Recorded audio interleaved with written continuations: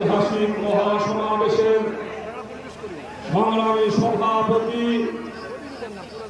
বর্তমানে বাংলাদেশের ইসলামী সমাজের ঐক্যের প্রতীক হযরত মাওলানা মুফতি সৈয়দ রেজাউল করিম পীর সাহেবকে জানাই, উপস্থিত জাতীয় নেতৃবৃন্দ, উপস্থিত সাংবাদিক ভাইরা এবং ইসলামী আন্দোলনের নেতাকর্মী ভাইরা, আমি সর্বপ্রথম আমার দলের আমির আল্লামা মাহমুদুল হক আপনাকে সালাম দিয়েছেন, সালাম পাঠিয়েছেন।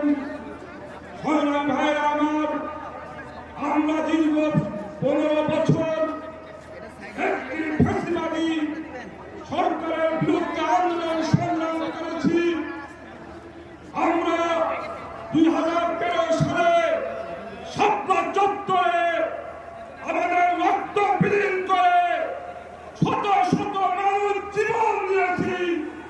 তার ওই ধারাবাহিকতায় 2024 সালে জুলাই আগস্টে ছাত্ররা বিপ্লবের মাধ্যমে আমাদের সেই আন্দোলনের বিজয় হয়েছে, ফ্যাসিবাদ সরকারের পতন হয়েছে। দ্বিতীয় কথা হলো, আজকে বাংলাদেশে অনেক জায়গায় মব জাস্টিস আমরা লক্ষ্য করেছি এবং চাঁদাবাজ দখলবাজ চলছে আমরা লক্ষ্য করছি। পরিষ্কার বলি, ইসলামী আন্দোলন সহ এদেশের সকল ইসলামী দল মব জাস্টিস চাঁদাবাজ দখলবাজকে স্বীকার করে না, আমরা তীব্র নিন্দা করি। কিন্তু এই মব জাস্টিসের ব্যাপারে আমাদের সরকারেরও ব্যর্থতা রয়েছে, কারণ